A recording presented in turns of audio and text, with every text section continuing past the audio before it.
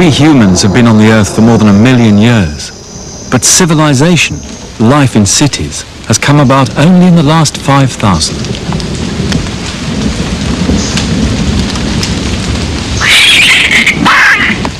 Through history, civilizations rose and fell, carved out of nature, dependent on nature. In the end, nature took them back. But in the past few hundred years, one form of civilization, that of the West, has changed the balance with nature forever.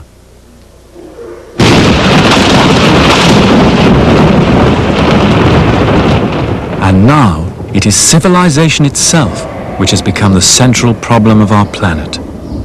To understand why, we must look afresh at how we see history.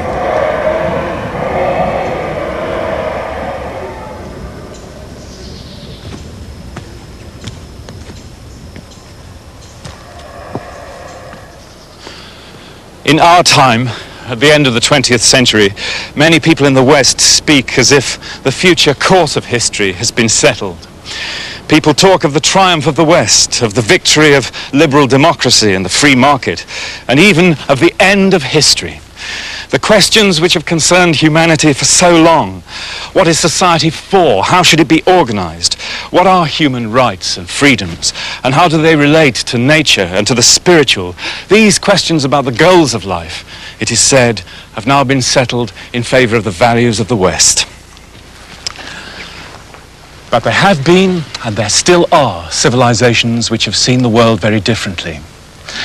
Civilization arose independently in a handful of places on the face of the earth. In Iraq, Egypt, India, China, and here in the jungles of the Americas. And the oldest and greatest of those, India and China, are still alive in the land of their birth. And each of those civilizations created a unique and distinctive vision of life, which forms a vital counterpoint to that of the West. This series of journeys is a search for those first civilizations and their continuing legacy.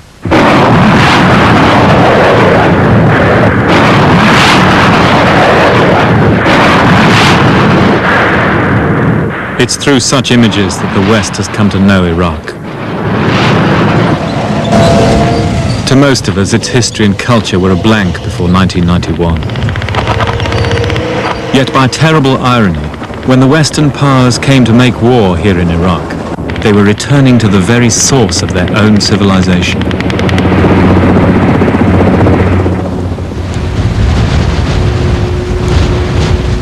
This journey was made on the eve of the Gulf War. It's a journey through Iraq and through Iraqi history, back to the origins of the first civilization. Searching in the present for clues to the past, and in the past for clues to the present.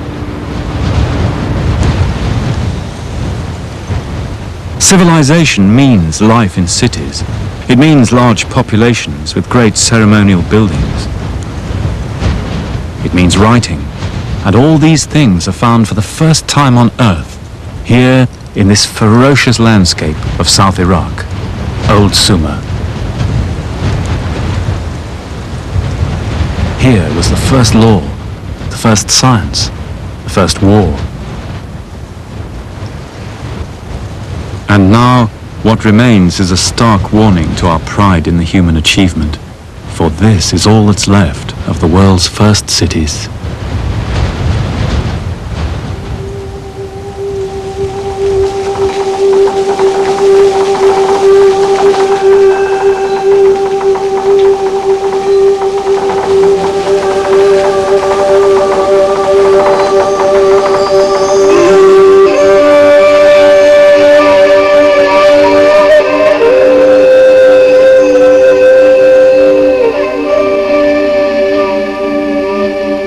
Civilization was born on the banks of two rivers, the Tigris and the Euphrates.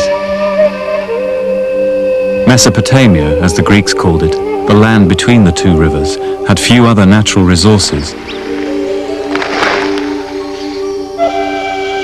No stone, no wood or precious metals, only water and a rich alluvial soil with which a hard-working people could transform a land of scarcity into a land of plenty.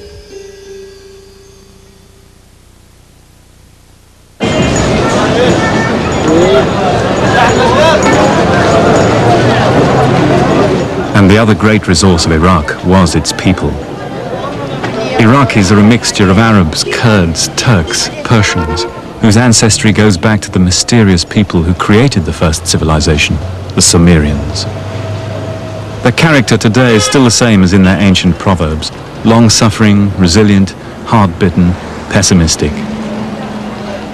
Heirs to a brilliant but terrible history, repeatedly conquered by their neighbors or brutalized by rapacious military regimes whose conception of justice was an iron fist in the land where law was first devised.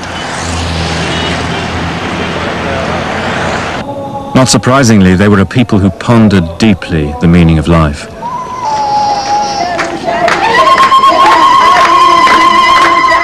Iraq is matched only by India as a cradle of religions, rich alternative traditions which have all ended up living side by side.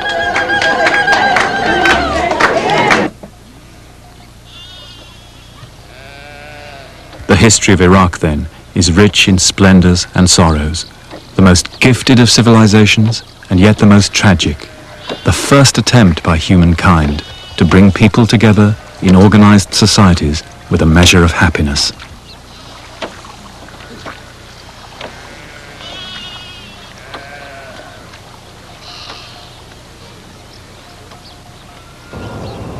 Another key quality of civilization is continuity or rootedness. The old towns of Iraq are the oldest continuously inhabited on Earth, and it was to places like this, Tel Afar, in the 19th century, that Western explorers came for the first time, looking for origins in the land which the Bible said was the cradle of the human race.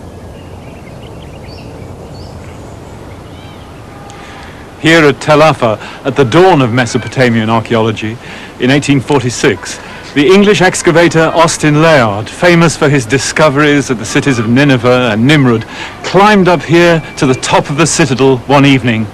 And as the sun set, he says, I looked out and counted over 100 mounds out there throwing their long and darkening shadows across the plain.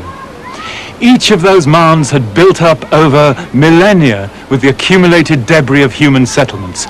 The one on which this citadel is built has more than 50 feet of debris extending back 6,000 years. Perhaps nowhere, as here in Iraq, is there such a continuity. And some of those cities, out there in the plain to the south, were among the most famous in the history of the world. Ur of the Chaldees, Nineveh, Babylon, source of some of the greatest tales in our culture: the creation, the flood, the Garden of Eden, the Tower of Babel.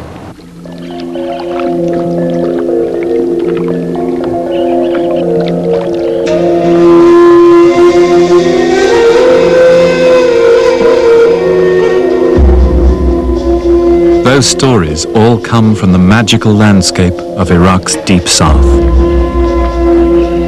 Here, on the edge of the great alluvial plain of Sumer, is a wild and beautiful marshland where the Tigris and Euphrates meet. This was the biblical Garden of Eden.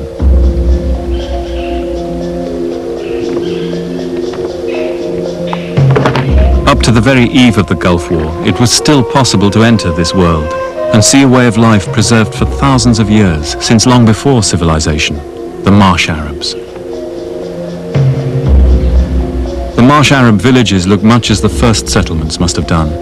Man-made islands in freshwater lagoons where they still live by fishing, raising water buffalo, cutting the reed beds, and cultivating the rich soil along the shores and levees.